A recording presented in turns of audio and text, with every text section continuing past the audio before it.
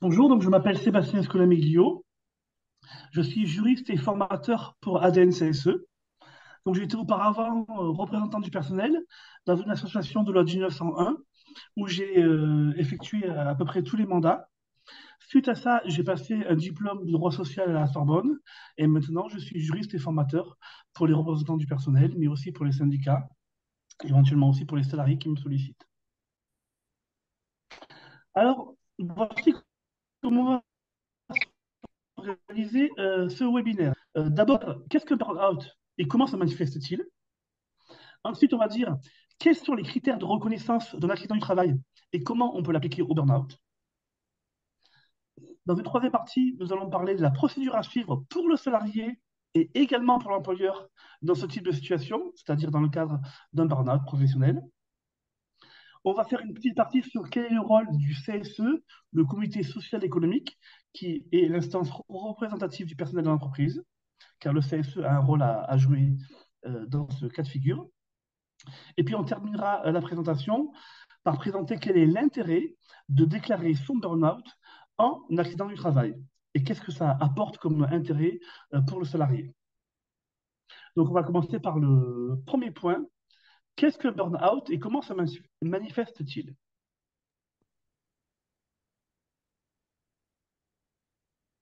Alors le burn-out, c'est le syndrome d'épuisement professionnel. C'est un syndrome d'épuisement professionnel. Ça se définit comme l'ensemble des réactions consécutives à une situation de stress chronique. Alors, le stress chronique, il apparaît dans les situations professionnelles lorsque les ressources psychiques du salarié sont insuffisantes pour faire face aux contraintes professionnelles. Donc, je vais expliquer un petit peu. Déjà, il y a deux types de stress. Il y a le stress aigu et le stress chronique. Le stress aigu, c'est le stress qu'on peut ressentir en pointe. Il dure peu de temps, il peut durer quelques minutes, éventuellement quelques heures. C'est le stress ressenti en pointe. Le stress chronique, c'est un stress ressenti en plateau. Ça veut dire quoi? Ça veut dire que le travailleur ne se sent tout le temps stressé, en fait. Alors, le stress, il apparaît lorsque les ressources pour faire face à une situation semblent insuffisantes. Mon écran. Donc, c'est un ressenti. Hein, Tu as vous devez été? comprendre ça? Tu as C'est que été? le stress, c'est un ressenti. Et lorsque le stress aigu, c'est-à-dire le stress en pointe, réapparaît à intervalles de plus en plus réguliers ou de plus en plus rapprochés, le salarié n'a plus la possibilité de récupérer totalement ses ressources psychiques. Résultat, il reste un stress résiduel et lors du prochain événement stressant, ça va aller encore plus haut et ça va redescendre encore moins bas. Résultat, on a, avec le temps, apparaît un stress chronique. Lorsque le salarié ou le travailleur est en situation de stress chronique, forcément, il va faire un burn-out, c'est automatique, c'est physique, c'est normal, c'est comme ça. Car le burn-out, ce sera le moment du lâcher-prise où le corps va complètement lâcher. En fait, les ressources psychiques et les ressources physiques vont s'aligner et le salarié va complètement lâcher. Ce sera ça le burn-out. Alors, quels sont les signes annonciateurs? Alors, ça dépend beaucoup des individus, c'est très variable selon les individus, et c'est jamais l'ensemble de ces signes annonciateurs. Alors, selon l'intensité du signe annonciateur, on peut déjà être dans une situation de burn-out, hein. Donc, le signe annonciateur, sur lequel ça sera un sentiment de vide, une perte de confiance en soi, un sentiment d'irritabilité, parfois du pessimisme, où on pense que tout va mal. Les individus peuvent avoir des difficultés à se concentrer, à prendre des décisions, parfois à faire des opérations simples. Là, on rentre vraiment dans le burn-out. Et il peut y avoir aussi une altération de la qualité au travail. On peut ressentir une fatigue intense et généralisée, des maux de tête, des maux de dos, des troubles musculo-squelettiques, voire des troubles du sommeil. Ça peut engendrer un repli, d'isolement, de l'agressivité, voire de l'impulsivité, et une baisse de l'empathie, et plus généralement du désengagement. Ça, c'est un florilège des signes précurseurs, sachant que lorsque ça commence à s'installer, on est déjà vraiment dans le burn-out, hein.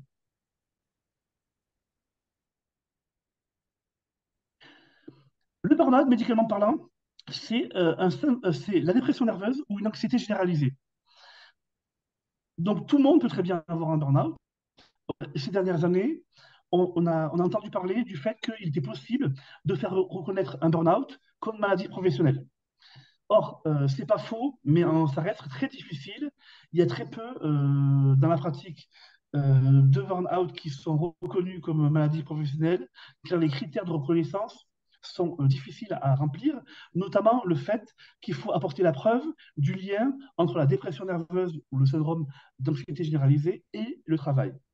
Alors qu'avec l'accident du travail, c'est beaucoup plus facile de faire reconnaître son burn-out, alors que les conséquences juridiques sont les mêmes. Donc, c'est pour ça que je vais insister dans ce webinaire sur le côté accident du travail. C'est ce que je viens de dire. Plus facile à reconnaître par la procédure accident du travail. Alors maintenant, il faut dire qu'est-ce que l'accident du travail? C'est l'article 411-1 du Code de la sécurité sociale qui définit exactement le burn-out. Enfin, excusez-moi, qui définit exactement l'accident du travail. Et il faut que ces trois critères que vous voyez à l'écran soient réunis de manière simultanée. Il faut un élément soudain, une lésion corporelle et un lien avec le travail. L'élément soudain, il doit être précis et daté. C'est l'élément accidentel. Donc, la jurisprudence dit élément soudain, ça veut dire que c'est l'élément accidentel. C'est quelque chose d'aléatoire qu'on peut de manière précise dater. Il faut également une lésion corporelle, c'est-à-dire un dommage corporel. Il faut comprendre que le dommage au corps exclut le dommage économique, mais le dommage au corps inclut le dommage psychique.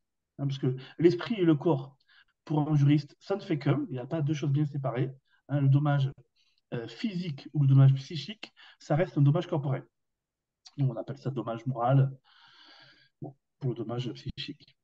Et pour que ce soit un accident du travail, bien évidemment, il faut un lien avec le travail. Parce que s'il n'y a pas de lien avec le travail, ça ne pourra jamais être un accident du travail.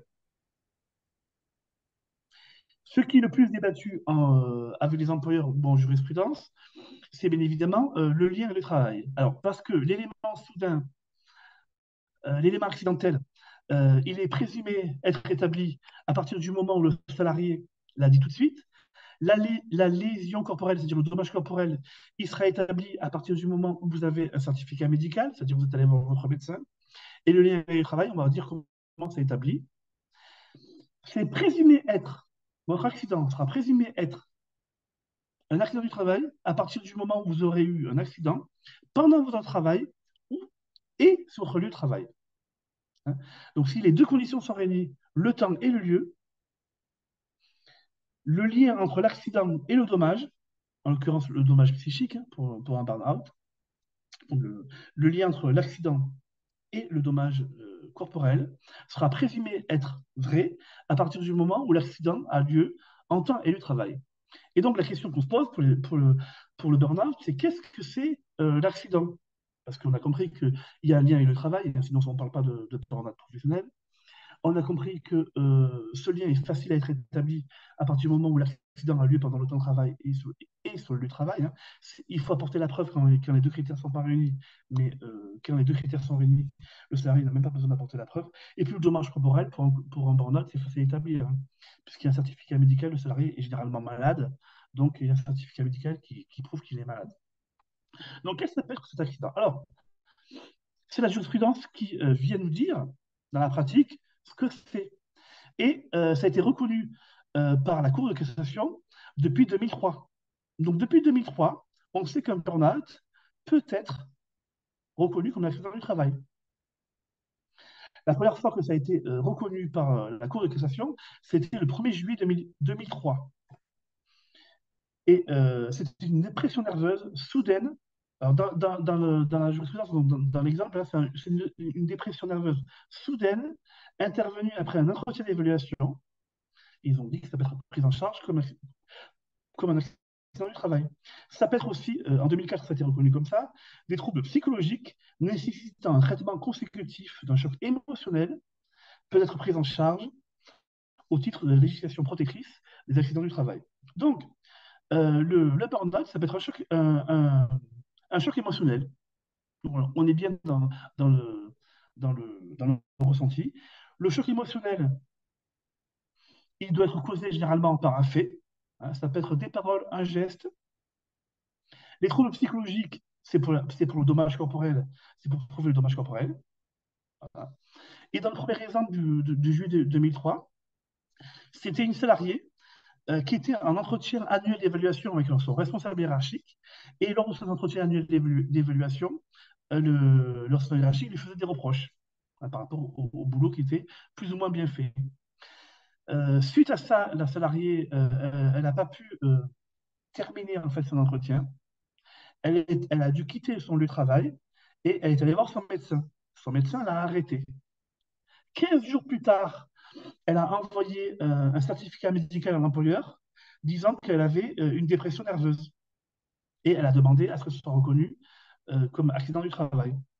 Et ça a été effectivement reconnu comme accident du travail, puisque le 1er juillet 2003, la salariée, la Cour de cassation a définitivement tranché le litige. Euh, C'était bien un accident du travail, c'est-à-dire un événement aléatoire, en l'occurrence le choc qu'elle a reçu lors de l'entretien annuel d'évaluation, c'est ça le côté accidentel. Le dommage corporel, c'est la dépression nerveuse. Et le lien avec le travail, c'est que tout a démarré déjà. C'est présumé être c'est présumé être lié avec le travail, puisque la dépression nerveuse, elle a commencé au moment de l'entretien, en tout cas, elle s'est manifestée.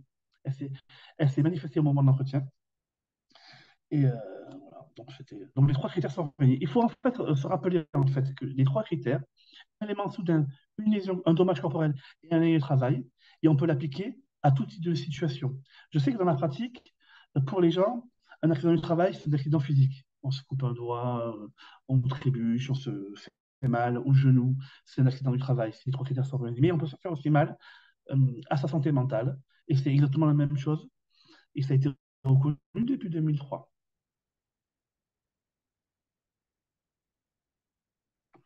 Voilà, en résumé, la qualification d'accident du travail ne se limite pas seulement aux dommages physiques, mais s'étend également à tous les dommages psychiques. Le fait qu'un traumatisme soit seulement psychologique, c'est-à-dire que l'accident dont vous avez été victime nous a causé aucune blessure physique, n'empêche pas qu'il puisse être reconnu comme un accident du travail.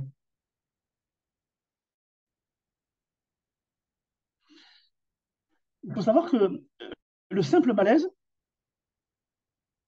peut être reconnu comme un accident du travail. Et généralement, les malaises, ils ont une origine psychique. Hein. Donc, il y a énormément d'accidents du travail qui sont reconnus comme des accidents physiques de travail, qui ont une réalité, une cause psychique. Donc c'est déjà reconnu dans la pratique, mais parfois le salarié lui-même, ne le sachant pas, ne fait pas les déclarations. Donc un simple choc psychologique peut être reconnu comme un accident du travail. Donc j'insiste hein, parce que c'est la thématique. Donc est-ce que Alors, oui, Sébastien, du coup, nous avions déjà des questions. Je vais commencer. Alors, il y a eu des questions qui ont été posées en amont lors du formulaire d'inscription, et puis nous avons également des questions qui ont été posées en cours de route. Je vais commencer par les questions qui ont été posées en cours de route, si ça te convient. oui, N'hésitez pas d'ailleurs à vraiment à enrichir du coup, ce webinaire en posant vos questions. C'est l'occasion ou jamais de bénéficier aussi de l'expertise de notre intervenant Sébastien. Donc, première question de Caroline sur l'élément soudain. Donc, l'élément soudain peut se produire en dehors des heures de travail, point d'interrogation. tout à fait. À partir du moment où l'élément soudain se produit en dehors des heures de travail, il faudra que le salarié, normalement, apporte la preuve de cet élément soudain. Donc, il faudra qu'il y ait un témoignage ou des preuves matérielles pour corroborer ce qu'il dit. Mais les horaires de travail sont interprétés par la Cour de cassation de manière très large. Donc, ça peut être pendant des heures sup non rémunérées. Hein. Ça peut être un salarié qui n'est pas déclaré. Ça peut marcher aussi. Donc, c'est interprété de manière assez large. Merci Sébastien. Nous avons également une autre question de Franck. Si une personne fait un malaise dans son lieu de travail, c'est considéré comme un accident de travail? Mais alors, si les trois critères sont réunis, vous avez le dommage corporel. donc le malaise. L'élément soudain, ben, c'est le fait, par exemple, d'avoir ce malaise. Et le lien et le travail, donc soit on apporte la preuve, soit on n'a pas besoin d'apporter la preuve parce que c'est en temps et lieu. Si c'est en temps et lieu, pas besoin d'apporter la preuve de ce lien et le travail. Mais dès qu'il va manquer le temps et le lieu, c'est logique, hein. Si vous avez un malaise pendant vos vacances, ça peut être un accident du travail. Mais il faut apporter la preuve de ce lien. Merci Sébastien. Est-ce que c'est clair pour vous, Franck? Nous avons également une autre question de sa part. Qui doit faire la déclaration? La direction ou l'employé? Je pense que ça, c'est Bon, ce point on qu'on va va le faire aborder juste par la après. suite. Oui. Il faut juste être patient, Franck. Si l'événement doit avoir lieu sur le lieu de travail, est-ce que cela fonctionne en cas de télétravail? Réunion Teams, Oui, par exemple. oui, oui, parce que déjà, il y a un article dans le Code du travail qui prévoit que l'accident qui a lieu pendant le télétravail est considéré comme l'accident du travail. Mais même si ce n'était pas prévu dans le code, ce serait le cas, puisque le travailleur qui télétravaille, à partir du moment où il télétravaille, il est sur son lieu de travail. Soit il est chez lui, soit il est ailleurs, mais en tout cas, voilà, l'accident qui a lieu pendant le télétravail, ben, le troisième critère, le lien et le travail, est présumé être établi. Merci Sébastien. Avez-vous d'autres questions à poser à notre intervenant sur cette première partie déjà? Si vous avez besoin d'éclaircissement ou que notre intervenant puisse revenir sur un point en profondeur, c'est maintenant. Ah, nous avons JL qui nous pose une question. Est-ce que le burn-out peut être reconnu a posteriori après l'arrêt maladie? Et l'arrêt maladie peut-il être requalifié en accident du travail? Là, il nous donne un exemple par la suite. Un arrêt de travail de 6 mois par un psychiatre en 2022 pour un burn-out, mais les données transmises à la CPAM précisent que ce n'est pas en lien avec le travail, car c'était avant les nouvelles consignes. Alors, normalement, un salarié, quand il a un accident du travail, doit le dire tout de suite. Donc, ça veut dire que dès qu'il y a un accident qui est en lien avec le travail. Il peut le dire de différentes manières, mais si vous faites une dépression nerveuse en 2022 et que avant cette dépression nerveuse, vous n'avez jamais parlé de vos problèmes au travail, ce sera difficile en 2024 de revenir sur 2022. Maintenant, si vous pouvez apporter la preuve qu'à l'époque, vous avez signalé vos difficultés et que vous vous rendez compte qu'en 2024, ça n'a pas été déclaré comme accident du travail, vous avez la possibilité de revenir en arrière, mais une prescription de 2 ans. C'est-à-dire qu'il ne faut pas, entre l'élément soudain et la déclaration, il ne faut pas que ça dépasse 2 ans. La sécurité sociale, alors vous pouvez faire la déclaration hors délai des 2 ans, mais la sécurité sociale va refuser. Il faut qu'il y ait un délai de 2 ans maximum entre l'accident et la déclaration à la sécu. Merci Sébastien. Nous avons également une autre question de Caroline. Si l'urgentiste a déclaré lors de l'arrêt maladie et non un accident du travail, mais en précisant sur la feuille d'arrêt burn-out professionnel, quelle est la procédure à suivre pour la requalification en accident du travail? Eh bien, il faut envoyer ce document, si vous l'avez, à l'employeur en demandant qu'il procède à la déclaration. Merci. Et nous avons également une question de Raphaël, très intéressante. Est-ce que le burn-out peut être contesté par l'employeur et si oui, dans quel contexte? Ça sera contesté. Et ça, je vais l'expliquer après, dans la procédure. C'est généralement contesté. Si c'était si simple, on n'aurait pas fait un webinaire. Alors, nous avons aussi une question en cas d'activité privée en télétravail, exemple faire du ménage, accident du travail, point d'interrogation. Normalement, non. Parce qu'il faut un lien avec le travail. Si de votre travail, vous n'avez pas besoin de faire le ménage, hein, et que vous avez votre accident à cause du fait que vous étiez en train de faire le ménage, ce ne sera pas reconnu comme accident du travail. C'est présumé être, si c'est en temps et lieu. Donc, si vous êtes en télétravail, le lieu, c'est bon, mais le temps. Hein, à partir du moment où vous allez décrire votre accident, on va bien voir que vous n'étiez pas en train de travailler. Et donc, la sécurité sociale va refuser. Merci Mais pour pour ces l'accident, précisions. voilà. Mais après, pour l'accident psychique, c'est différent parce que l'accident psychique, c'est un malaise, la personne, elle peut avoir la tête qui tourne, elle peut tomber, elle peut se sentir complètement déprimée ou vidée de toute volonté. Et ça, ça arrive soudainement. Et à partir du moment où ça va arriver en temps et lieu de travail, ce sera présumé être un accident du travail. Si ça arrive en dehors du temps de travail, il faudra apporter la preuve de ce lien. Ce sera plus difficile. Sébastien, on a une précision. Je glisse chez moi. Accident du travail?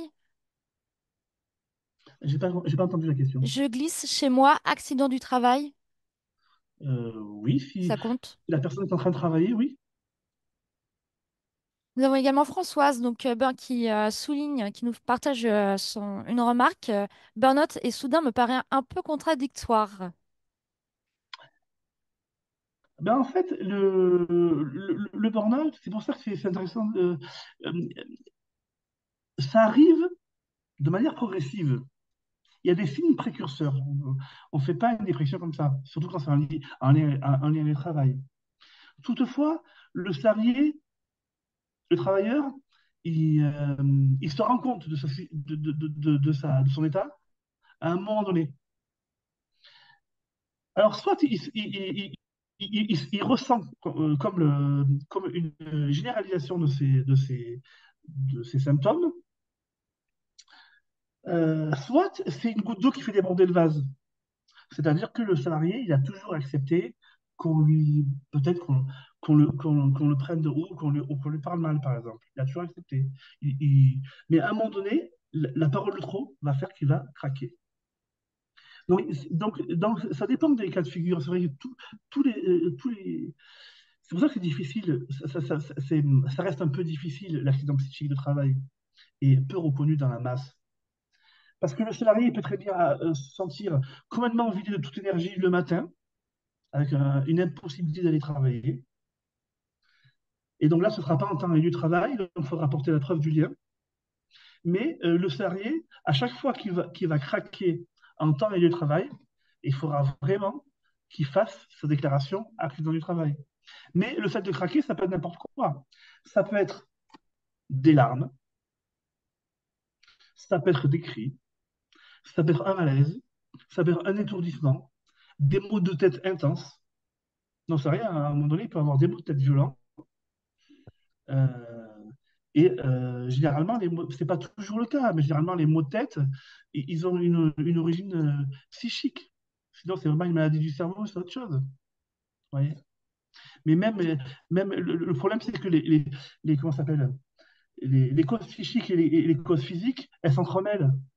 Parce que même pour les cancers, il y a l'une des causes, c'est pas forcément la cause principale, mais l'une des causes importantes, c'est le stress. Une question de Caroline, faut-il demander un témoignage à l'urgentiste? Normalement, non. Si l'urgentiste il intervient en temps et lieu de travail, c'est évident que c'est un accident du travail, puisque c'est présumé être un accident du travail. Peu importe la raison pour laquelle l'urgentiste intervient, il intervient sur le temps, en temps et lieu de travail, c'est présumé être un accident du travail. Maintenant, si l'urgentiste il intervient en dehors du temps ou en dehors du lieu de travail, le simple fait que les urgences soient venues chez vous et vous ont apporté aux urgences, ou le simple fait que vous soyez allé aux urgences, ça va prouver le dommage corporel. Donc après, il faudra prouver le lien et le travail. Mais normalement, il n'y a pas besoin d'attestation pour l'urgentiste. L'urgentiste, il ne connaît pas les causes du dommage corporel, mais il pourra attester en fait qu'il y a eu son intervention attestera en soi qu'il y a eu un dommage corporel. Merci Sébastien. Je te propose de continuer ton intervention. Oui. Donc maintenant, on va parler de la procédure. Ça, c'est clair avec la procédure. Dès que le salarié a un accident du travail, ce que prévoit le Code de la sécurité sociale, c'est que le salarié, le travailleur, bon, c'est pour les salariés en fait, hein, donc c'est le salarié doit prévenir immédiatement son employeur. Pour prévenir son employeur, il n'y a pas de procédure spécifique. Ça peut être à l'oral, par mail, ou une procédure interne ad hoc dans l'entreprise. Donc, s'il existe une procédure interne ad hoc dans l'entreprise, respectez-la. Et s'il n'existe pas, envoyez un mail. Si vous ne pouvez pas envoyer de mail, eh ben, ça veut dire que vous êtes dès que vous allez récupérer vos forces, vous le ferez. D'accord? Donc, le salarié doit prévenir immédiatement son employeur, mais c'est quand même prévu que, en cas d'impossibilité pour le salarié de prévenir immédiatement, par exemple, il fait un malaise, un tiers peut prévenir à votre place. D'accord? Donc, n'importe qui, en fait, peut prévenir à partir du moment où le salarié est dans l'incapacité de pouvoir prévenir. Donc, dès que le salarié a prévenu son employeur, l'employeur, lui, il a 48 heures pour faire la déclaration à la sécurité sociale. Donc, un salarié qui veut déclarer un accident du travail, la chose à faire, c'est de le dire à son employeur. Et dès que l'employeur est au courant, il doit obligatoirement faire la déclaration, même si l'employeur pense qu'il ne s'agit pas d'un accident du travail. Ça, c'est obligatoire et automatique. L'employeur doit faire la déclaration d'accident du travail. Et après, c'est la sécurité sociale qui va dire si oui ou non il s'agit d'un accident du travail.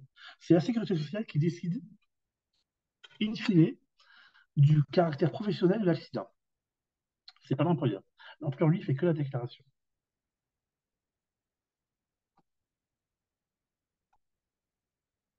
Alors, qu'est-ce que l'employeur peut faire en plus?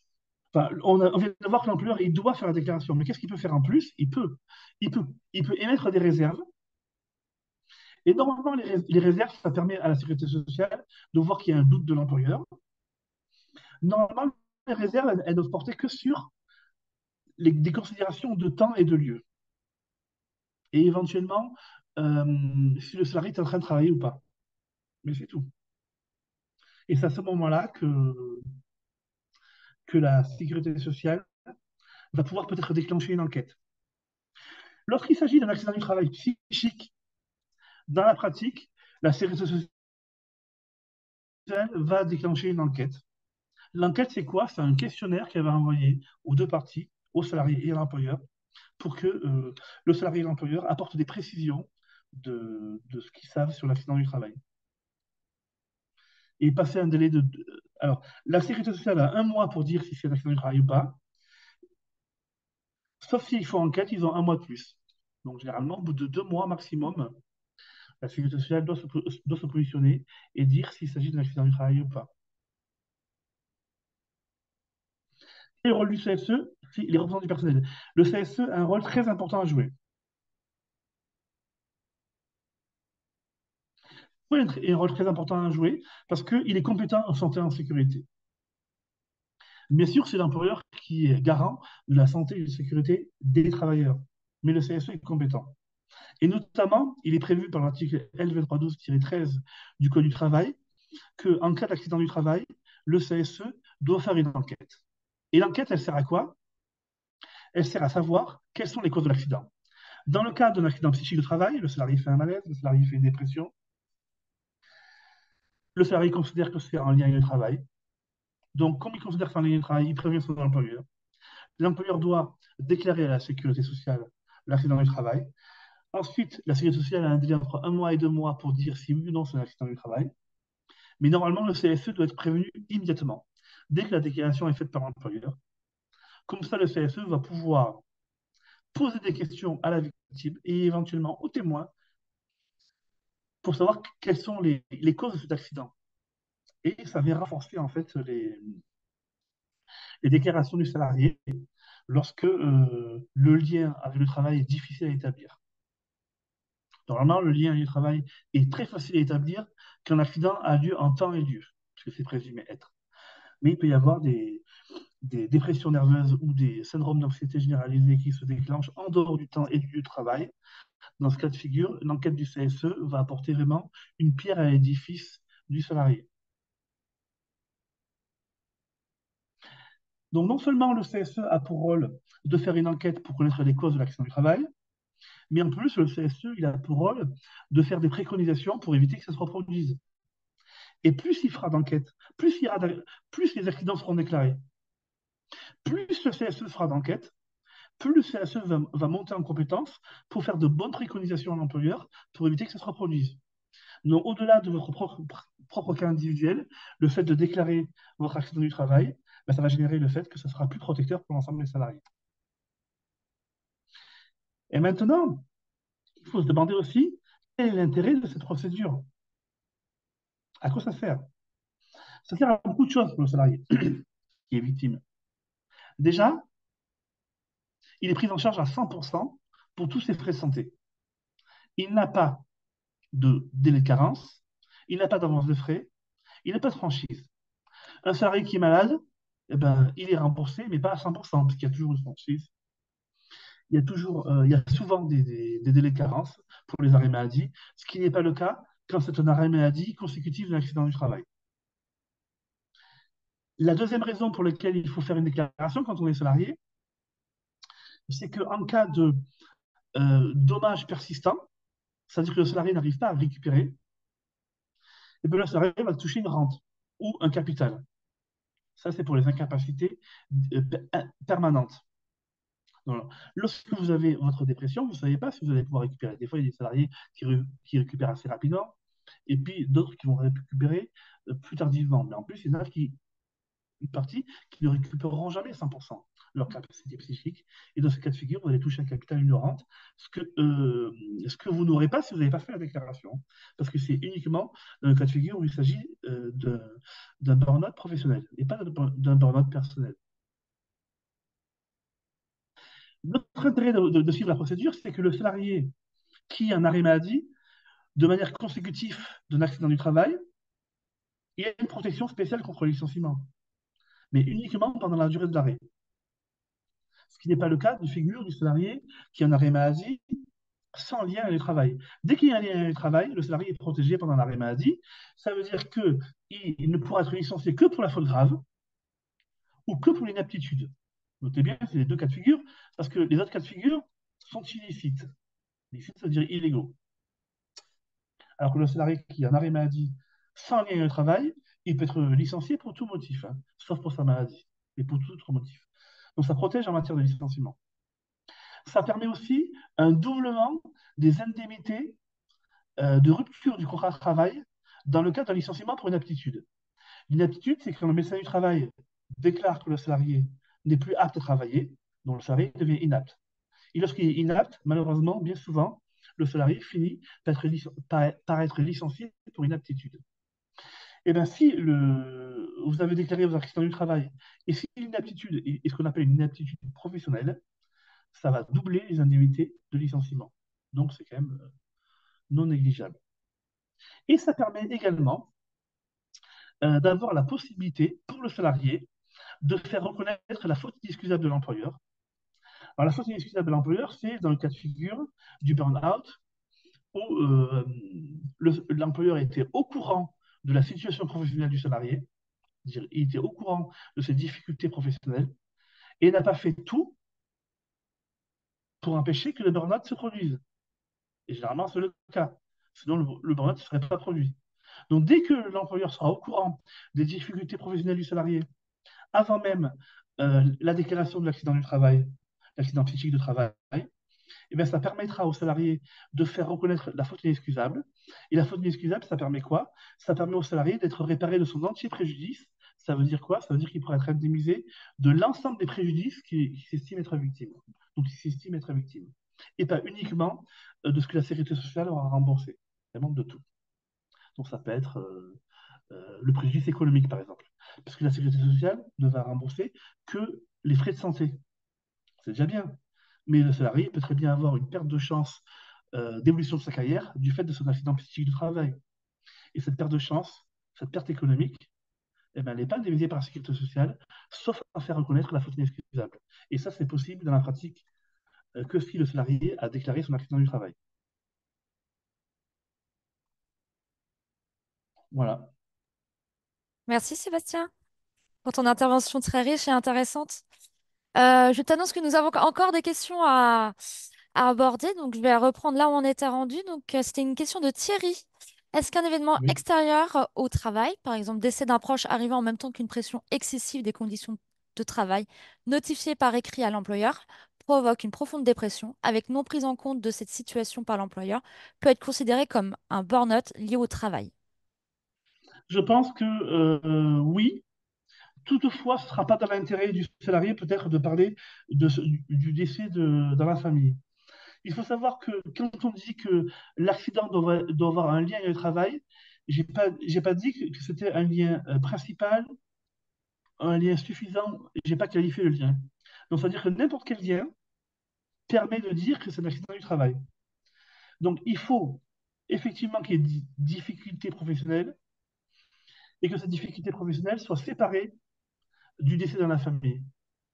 Parce que s'il y a des difficultés professionnelles qui sont la cause du décès dans la famille, ce ne sera pas un accident du travail. Mais s'il y a des difficultés professionnelles qui sont séparées, oui, il faudra juste parler de ça comme un élément déclencheur de de la dépression nerveuse.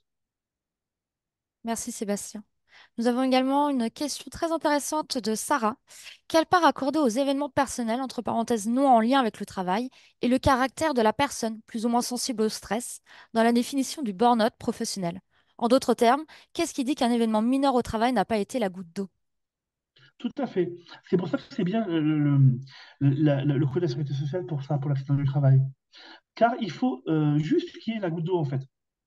Il est possible que dans la vie privée, ça aille très mal, mais à partir du moment où il y a une goutte d'eau qui est d'origine professionnelle, qui est professionnelle,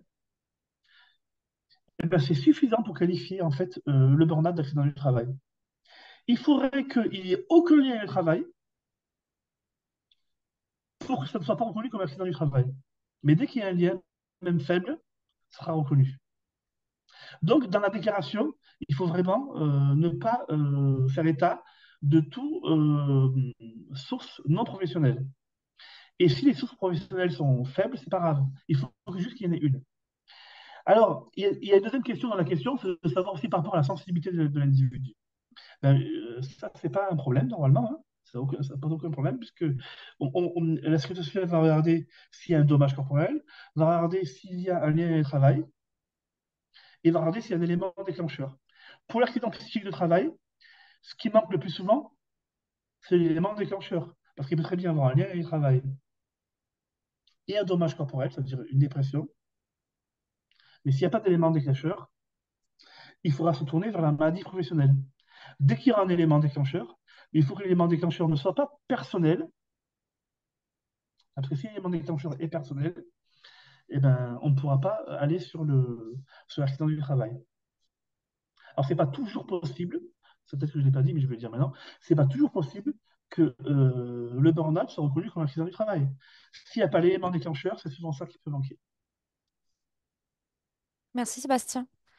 Une autre question, quels sont les avantages de déclarer un accident du travail plutôt qu'un simple arrêt maladie? Ça, c'est vraiment à la fin, les dernières diapos. Il y a un intérêt financier, il y a un intérêt aussi pour la prise en compte par l'employeur de votre situation.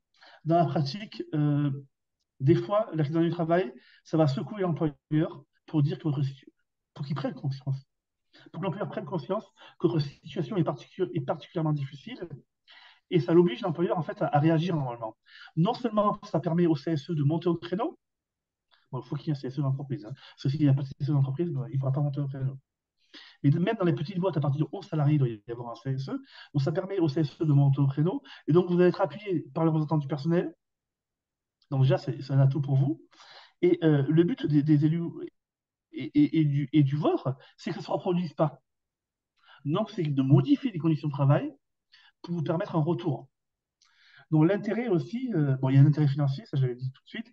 Il y a l'intérêt pour les salariés qui veulent rester, pour que leurs difficultés soient réellement prises en compte et que l'employeur modifie les conditions de travail afin d'assurer la santé physique et mentale. Ça, c'est une obligation de l'employeur, hein. Et tous les employeurs doivent assurer la santé physique et mentale de tous leurs travailleurs. Donc ça, c'est le deuxième intérêt. Et le troisième intérêt, c'est pendant l'arrêt maladie d'avoir une protection contre le licenciement. Le quatrième intérêt, c'est que les frais sont pris en charge par la branche accident du travail et maladie professionnelle et pas par le régime général de la sécurité sociale, pas par la branche assurance maladie. C'est vraiment une branche spécifique. Et cette branche spécifique, elle est financée à 100% par les employeurs. Donc le quatrième intérêt, c'est un intérêt aussi plus pour l'intérêt général en fait. Merci Sébastien. Peut-être que tu peux faire un petit point, un petit focus sur le CSE, puisque Françoise s'interroge sur la définition du CSE. Qu'est-ce que le CSE? Oui. Donc si vous êtes élu au CSE, il faut faire les formations. Mais si vous n'êtes pas élu CSE, vous pouvez poser la question. Alors, le CSE, c'est le comité social économique. C'est ce qui remplace les délégués du personnel, le comité d'entreprise et le CHSCT. Donc, les salariés connaissent le CE, le comité d'entreprise, mais en fait, le comité d'entreprise n'existe plus. Depuis 2018-2019, maintenant, c'est le CSE. Donc, le CSE, c'est le comité social économique. C'est eux pour lesquels vous votez tous les 4 ans.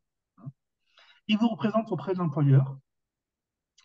Et ils représentent les intérêts des salariés.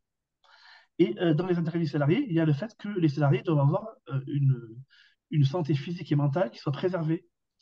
Et aucun salarié ne devrait admettre que le travail puisse atteindre sa santé physique ou sa santé mentale. Puisque déjà, c'est protégé par la législation, mais en plus, c'est pas normal. Et donc, dans le cas où votre santé physique ou votre santé mentale est atteinte par votre travail, ben, il faut faire une déclaration du travail. Et après, le CSE, ben, il rentre en ligne de compte pour faire une enquête, pour savoir à quoi c'est dû et le fait que ça ne se reproduise pas. Donc, il y a des entreprises qui sont des grosses entreprises qui ont des commissions après. On appelle les commissions de santé, sécurité, commission de travail. Mais sachez que le CSE est toujours compétent et que la commission santé, sécurité et commission de travail va ne faire qu'appuyer vraiment le rôle du CSE en matière de santé et de sécurité. Donc, si vous n'avez pas de CSE dans l'entreprise, essayez d'en créer un.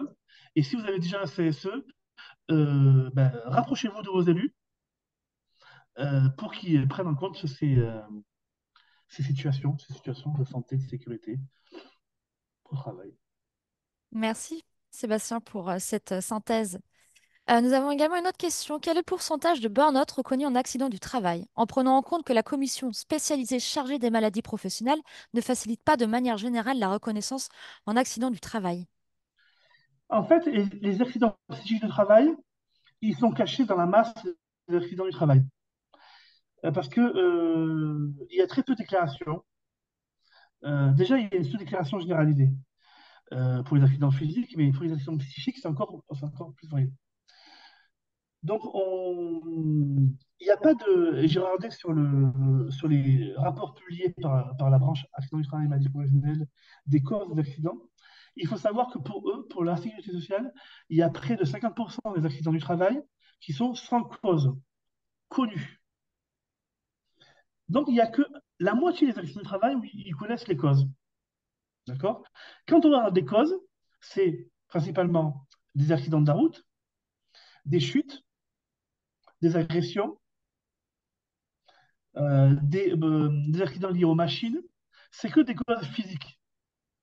Donc, vous avez 50% en fait des accidents où la cause est connue, et c'est que des causes physiques. Et après, il n'y a aucune cause connue. Voilà. Donc, voilà. Donc, la part des accidents psychiques dans les accidents du travail, c'est soit à 0%, soit maximum, c'est 50%. Potentiellement, ça peut être 50%. Donc, en fait, il y en a beaucoup, mais ils ne sont même pas nommés. Merci, Sébastien. Comment reconnaître une faute inexcusable à l'employeur? Alors, je vais répondre sur la faute excusable, mais il me vient un autre argument. Euh, Par exemple, il y a eu en 2022 738 accidents du travail mortels. Sur ces 738 accidents de travail mortels, il y en a 421, c'est un malaise. Mais malaise, ça veut dire quoi? C'est causé par quoi le malaise, d'après vous? Je ne sais pas. Donc, le salarié, il fait un malaise, pourquoi? Parce qu'il est stressé. S'il n'est pas stressé, il va peut-être pas faire de malaise. Donc, en fait, on ne sait pas les accidents psychiques de travail, mais à mon avis, ils sont nombreux. Alors, pour la faute inexcusable, comment on la reconnaît? Alors, il faut d'abord que l'employeur ait commis une faute. La faute, c'est pas une faute intentionnelle, c'est généralement une faute inintentionnelle. C'est-à-dire que l'employeur, il fait une faute, mais c'est une faute de négligence. Et cette faute de négligence, elle est liée à quoi? Elle est liée au fait que l'employeur n'a pas pris toutes les mesures nécessaires pour protéger la santé physique et mentale du travailleur. La faute de négligence, c'est une faute dans la prévention des risques. C'est une mesure que l'employeur aurait dû prendre et n'a pas prise. Ça, c'est le côté faute. Et le côté inexcusable, parce qu'il faut qu'il y ait deux critères, hein. Il faut à la fois que l'employeur ait commis une faute, il faut que ce soit inexcusable. Alors, le côté inexcusable, c'est que l'employeur devait savoir qu'il devait le faire, ou il le savait. Soit il devait savoir, soit il le savait qu'il devait prendre cette mesure de prévention. Mais dans le cadre d'un accident psychique de travail, la mesure de prévention, c'est baisser le rythme de travail, peut-être. C'est peut-être parce qu'il y a des conflits entre salariés, donc il faut séparer les salariés pour éviter qu'il y ait des conflits. Peut-être que c'est le management trop directif. Donc c'est toutes ces mesures-là que l'employeur aurait dû prendre pour éviter que l'accident se produise. Merci Sébastien. Le gros intérêt, le gros intérêt de la faute inexcusable, c'est que ça permet vraiment au salarié d'être indemnisé de tous ses préjudices. Et la déclaration de faute inexcusable, elle est à faire auprès de la Sécu et non pas auprès de l'employeur. Très bien. Merci Sébastien. On a une autre question. Un choc psychique provoquant une dépression suite à la réception d'une lettre de licenciement inattendue peut-il être considéré comme un accident du travail? Alors, pour la convocation entretien préalable, oui. Alors après, pour la notification du licenciement, j'ai réfléchi parce qu'on n'a jamais vu en jurisprudence. J'ai envie de dire oui, mais ça reste à démontrer parce que si je reçois une lettre de licenciement aujourd'hui, mais que je suis prévenu que je suis licencié depuis hier, par exemple, et je fais mon choc, je suis plus travailleur, je suis plus salarié d'entreprise. Il faut regarder s'il y a un préavis ou pas. Moi, j'ai envie de dire oui s'il y a un préavis, et sinon, s'il n'y a pas de préavis, pour faire simple. Mais il n'y a pas de jurisprudence là-dessus. Merci Sébastien. Une question de Mélanie. Suite à un burn-out, l'employeur peut-il demander un rendez-vous avec le salarié en dehors du bureau? Ça me paraît un dehors du bureau, c'est-à-dire un dehors du lieu de travail. Oui, en dehors du lieu de travail. Moi, je dis, il faut pas. Enfin, l'employeur, il peut tout demander, hein, mais après, le salarié, il n'est pas obligé de tout accepter. Moi, je pense que si je vois ça, ce sera mal vu. Non. Il- Si le salarié fait un burn-out et que l'employeur il a envie d'en discuter avec le salarié pour voir qu'est-ce qu'il pourrait faire pour améliorer la situation, je ne vois pas pourquoi il demanderait un rendez-vous en dehors du lieu de travail, hein. Je ne vois pas pourquoi. S'il y a des raisons, pourquoi pas. Mais j'ai envie de dire non s'il n'y a pas de raison objective par rapport à ça. Nous avons également une question de Nathalie. Un entretien professionnel où le salarié a clairement déclaré ses difficultés un an auparavant. Deux points. Est-ce suffisant pour qualifier la faute inexcusable de l'employeur? Euh, Si rien n'a été fait depuis, oui, ce sera un élément. Oui,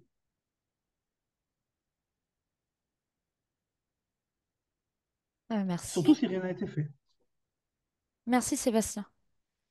Anne aussi se questionne donc si le lien avec le travail peut être tenu dans le cas d'un arrêt de travail, simple élément déclencheur entre parenthèses, y a-t-il une enquête? C'est oui, par qui?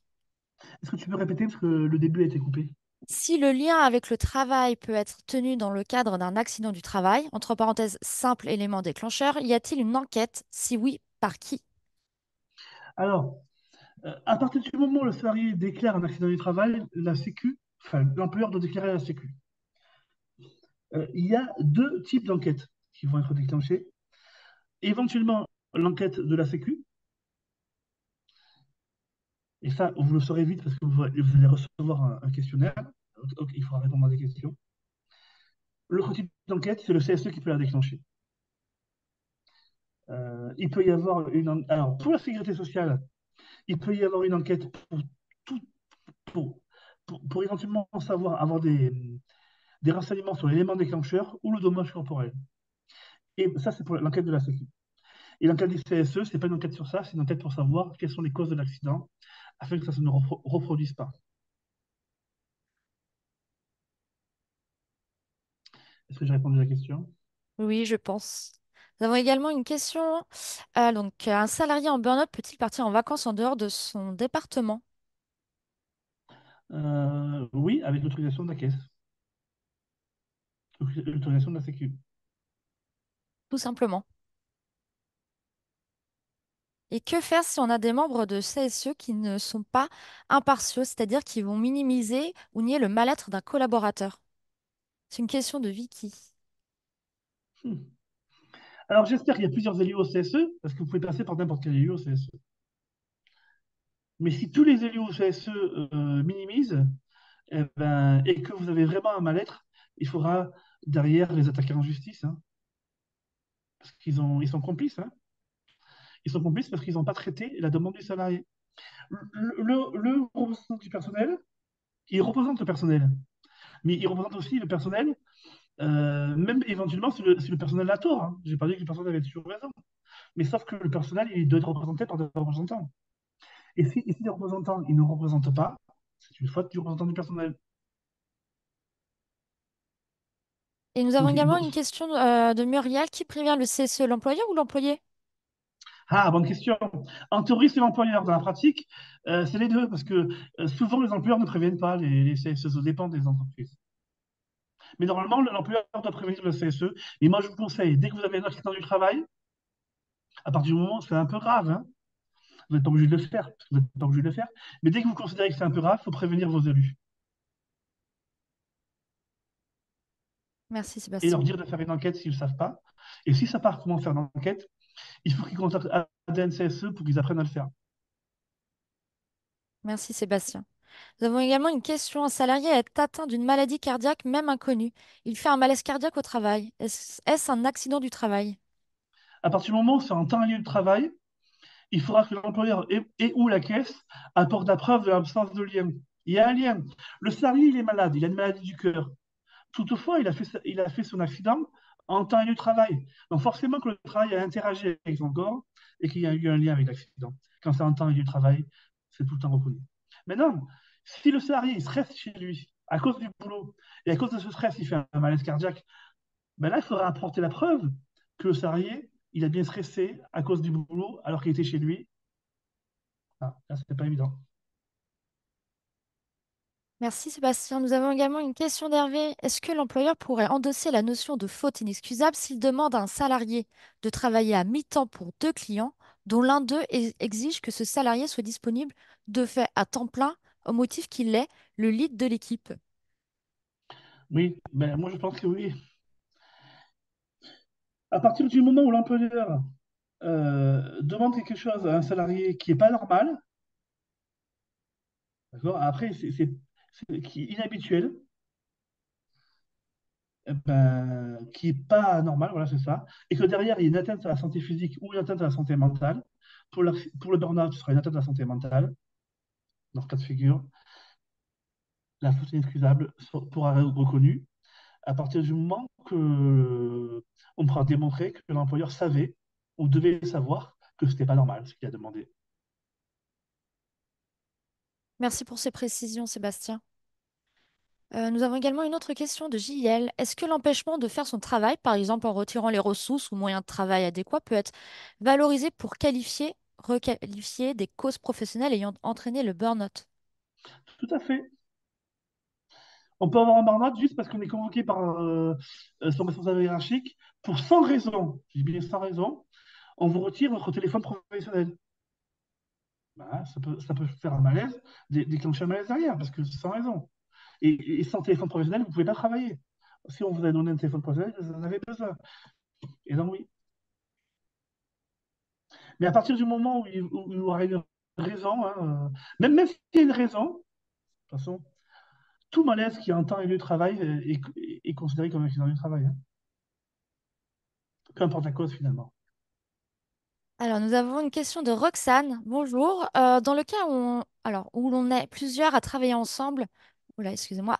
Bonjour. Dans le cas où l'on est plusieurs à travailler ensemble et d'aller en arrêt maladie à cause du travail, entre parenthèses projet commun, au départ, est-ce que c'est à chaque personne de faire la demande d'action du travail ou c'est à l'employeur de le faire de manière groupée? Non, il n'y a pas de groupé. C'est chaque salarié qui est victime qui doit le signaler à l'employeur.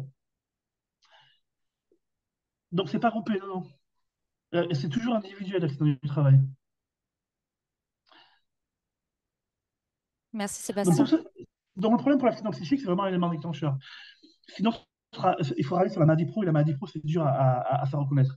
Donc, il faudra si vous avez un état psychique dégradé latent, il faudra attendre un élément déclencheur comme un prétexte pour faire la déclaration d'accident du travail. Et l'élément déclencheur, ça peut être n'importe quoi. Il faut qu'il y ait quand même quelque chose qui se passe, hein. S'il n'y a rien qui se passe, il faut quelque chose de daté de précis. Mais ça peut être un mail reçu, une parole, une convocation, une annonce, une information. Merci Sébastien. Nous avons également une question d'Emmanuel sur justement sur la question des délais. Bonjour, est-ce qu'il y a encore le temps de déclarer un accident du travail pour un burn-out survenu en février et suivi d'une dépression en début d'avril? Si cette année, il n'y a pas de souci, normalement. Normalement, le salarié, il doit déclarer tout de suite son état à l'employeur. Mais s'il n'a pas fait, Euh, bon, si c'est une dépression nerveuse, on peut comprendre qu'il n'est pas fait tout de suite parce qu'il n'était pas en état psychique de le faire. Et donc, dès qu'il retrouve un peu de force, il peut dire, il fera toujours dire quel est l'élément, pour que son accident du travail, sinon la sécurité sociale va le refuser, quel est l'élément déclencheur. Merci Sébastien. Et que faire si l'employeur conteste la demande de qualification d'un burn-out en tant qu'accident du travail? Normalement, il peut pas contester. Il doit faire la déclaration à la Sécu et émettre des réserves. Et c'est la Sécu qui va dire si oui ou non c'est un accident du travail. Et la Sécu va regarder les trois critères: l'élément soudain, le dommage corporel et le lien avec le travail. Merci Sébastien. Nous allons du coup aussi une question. Alors, dans l'arrêt maladie envoyé à la sécurité sociale, c'est marqué guillemets, dépression et stress professionnel, mais aucune démarche faite auprès de l'employeur. Est-ce dans ce cas, c'est considéré comme un accident du travail? Malheureusement, Euh, personne défend les salariés à la place du salarié lui-même. C'est au salarié de dire j'ai eu un accident du travail. Même si en fait, quand le médecin vous reçoit, il doit le cocher. Quand il envoie en fait la télétransmission sur amélie.fr, il doit cocher si c'est un lien avec le travail. Mais généralement, le médecin, si vous lui dites pas c'est un lien avec le travail, il coche pas. Si ça a été fait, oui, c'est conséquence du travail. Si ça n'a pas été fait, eh ben, il faut dire, regardez, il y a eu une erreur qui a été faite. On a bien mis dépression en lien avec le travail et vous ne l'avez pas coché accident du travail. Normalement, hein, moi, si je suis employeur, je revois ça, je dois faire la déclaration, mais je sais que les employeurs, si on leur dit pas de le faire, des fois, ils ne le font pas, hein. Merci Sébastien. Moi, j'avais une petite question du coup.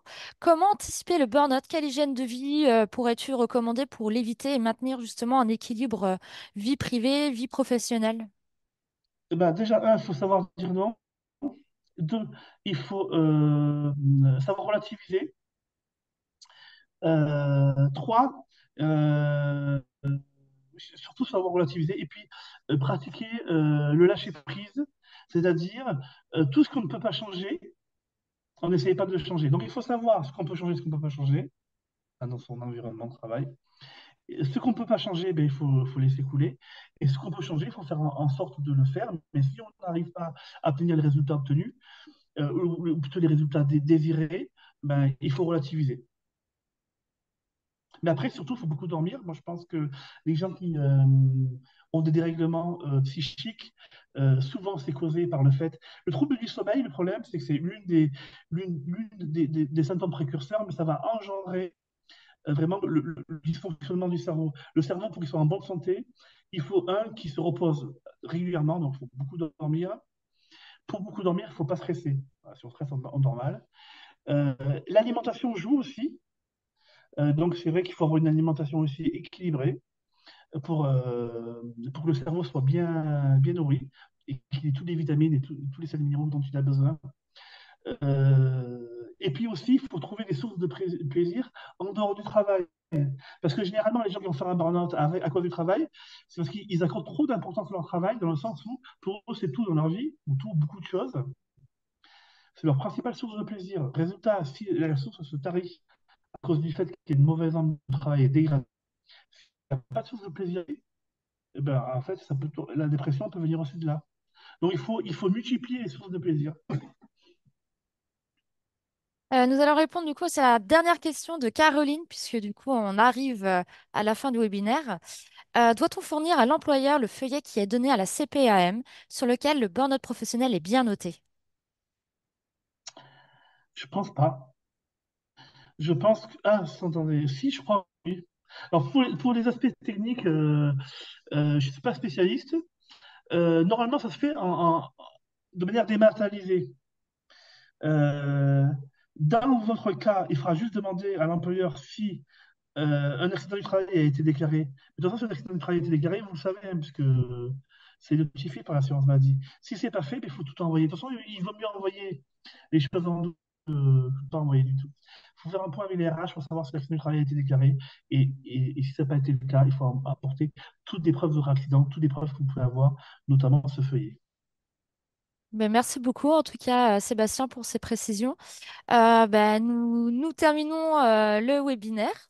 Je tenais vraiment à te remercier chaleureusement, Sébastien, pour ton intervention très riche. Et puis aussi à tous nos participantes et participants qui ont été particulièrement actifs pendant cette heure et qui ont posé des questions diverses et variées. On a bien conscience qu'on n'a pas pu aborder tous les éléments et également les questions qu'on a pu récolter en amont du webinaire lors du formulaire d'inscription. Ce que je vous propose, c'est si jamais vous avez des questions supplémentaires, vous pouvez me les envoyer directement par mail. Je vous ai indiqué dans le message plus haut dans l'onglet discussion mon adresse mail et vous pourrez du coup m'envoyer toutes vos questions. Sachez également, je vais vous envoyer le replay du webinaire, donc vous aurez bien évidemment l'accès à mon adresse mail. Et puis, ben, Sébastien, merci beaucoup pour ton intervention intéressante. Ben merci, merci à toutes et à tous. J'espère que ça vous a intéressé. Et puis n'hésitez pas à rester en contact euh, pour tous les sujets liés à la santé et à la sécurité. Je vous souhaite une bonne journée. Bonne journée, merci. Et bonne